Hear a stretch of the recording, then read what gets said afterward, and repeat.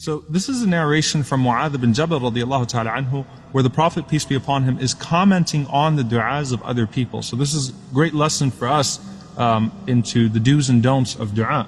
So he says that the Prophet ﷺ heard a man supplicating, and he asked Allah subhanahu wa ta'ala, he made in his supplication, Allahumma inni as'aluka tamama ni'ma. Oh Allah, I ask you for the completion of a blessing, or the full completion of the blessing. Okay, an-ni'ma is the blessing.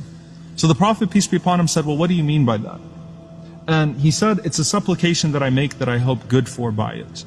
So the Prophet ﷺ said to him that indeed from the completion of the ni'mah, the completion of the bounty, is salvation, entering into paradise and protection from the fire.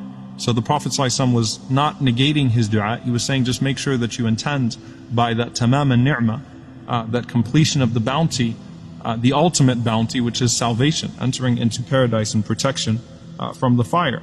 Then the Prophet ﷺ walked by another man, and he heard this man calling out, Ya dhal jalali wal ikram, O possessor of majesty and honor, which is one of the ways that the Prophet, peace be upon him, used to call upon Allah, Ya dhal jalali wal ikram, O possessor of majesty and honor. So the Prophet ﷺ responded to him and said, you have been responded to, so ask. Then the Prophet ﷺ heard a man making a dua, Allahumma inni as'aluka as-sabr. O Allah, I ask you for patience. I've gotten asked this question many times. Can I ask Allah for patience?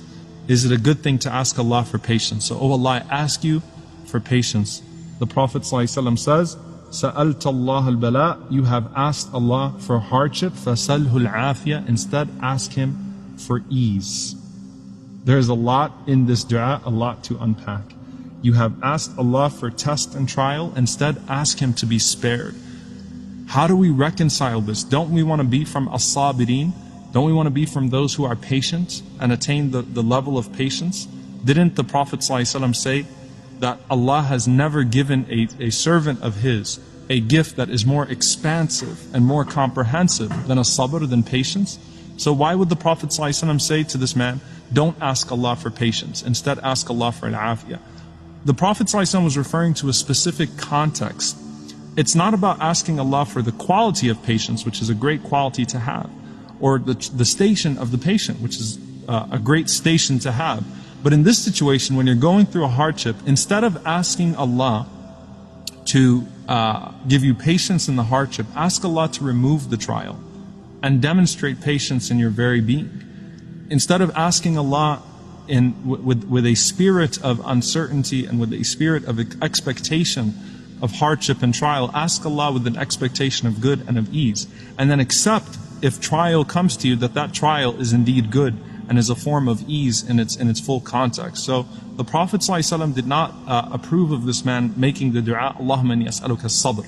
Oh Allah, I ask you for patience. Instead, the Prophet ﷺ taught us to ask Allah for afiyah, to ask Allah to be spared, and then to take with grace and patience whatever comes our way.